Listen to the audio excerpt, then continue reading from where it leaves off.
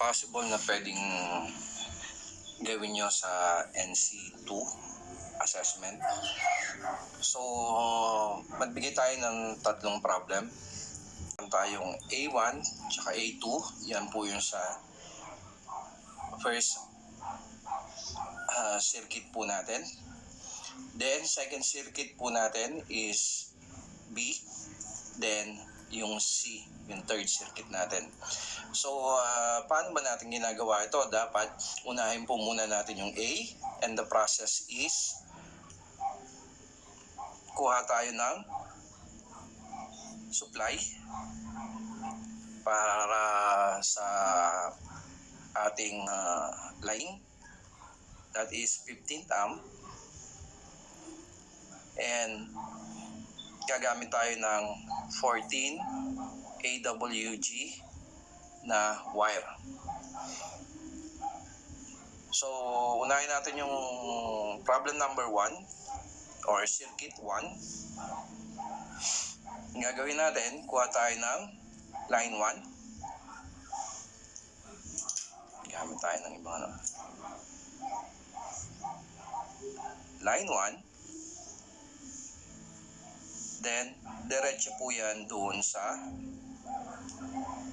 bulb A natin. Yung unang terminal. Okay?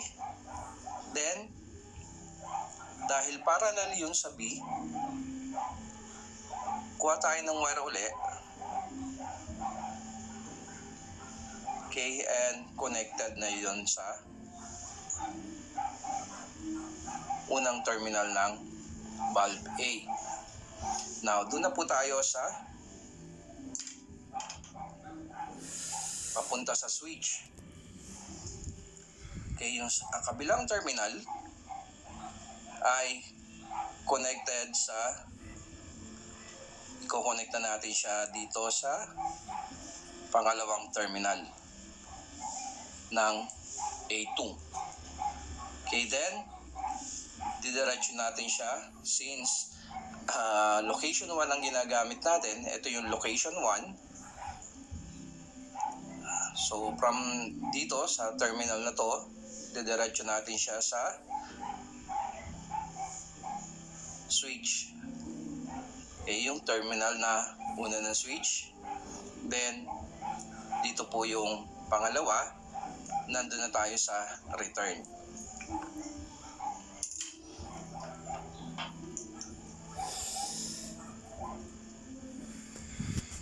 Okay, then ito po ay diretso na sa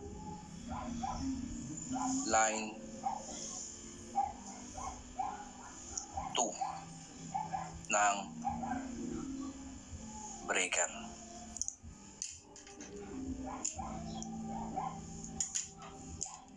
Okay, extend lang natin ito diretso dun sa breaker natin, dalawang terminal.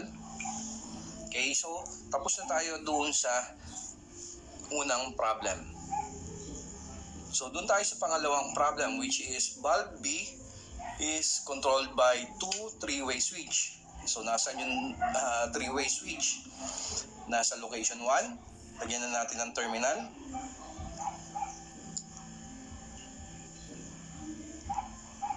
Yan, 1 at location 3.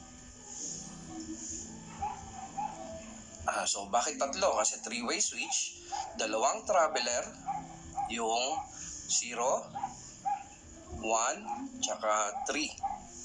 Ito yung 0, 1, at 3. Okay? So bulb B. So since meron na tayong line 1 dito sa bulb 2, kukuhanin na po natin yan. Yan na po yung source natin na nanggagaling dito. So kung sususugin natin, yan yung green, yan, meron na siya rito. So dito na tayo magkukonekta. Okay, tap natin dito. Then, diretso natin siya sa bulb B. So first terminal, bulb B. Okay, then punta na tayo sa second terminal ng bulb. Okay, yan naman po ay didiretso na sa switch. Okay, so since dalawa yung three-way switch natin, gamitin na natin tong location 3 na to. So gagawin nyo, kukonect nyo lang siya sa common ng three-way switch. At gagamit tayo ng traveler. Okay, since meron tayong 1 tsaka 3, so dalawa na po yan pagsasabayin natin. Ididiretso po natin siya sa traveler sa kabila. 1 sa 1, then 3 sa 3. Yan. Okay? So, nakadaan na tayo sa switch. So, return na po tayo. So, gagamitin natin yung common dito. Since meron na tayong common dito sa kabila, yung sa location 1, switch 1, so gagawin natin is jumper na lang itong part na to. Okay?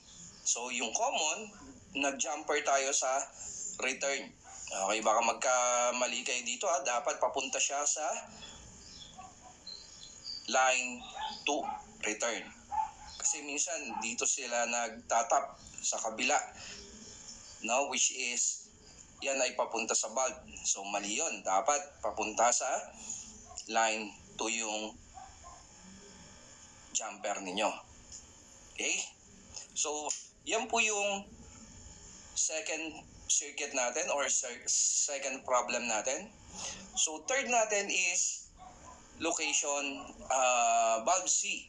So ito po yung bulb C natin.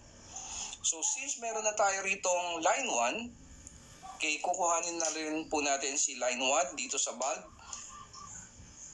B. Magtatap tayo dito sa wire na to, sa green or sa line 1. Then ilalagay natin siya sa bulb C, first terminal. So pagkatapos ng bulb C terminal, lagi galing sa bulb line 1, ang susunod niyan ay papuntang switch. So ang switch niya is nasa location 2. No? Ito yung switch niya. So punta na tayo doon. Sabi nga natin, pangalawa na terminal ng bulb laging papunta sa switch.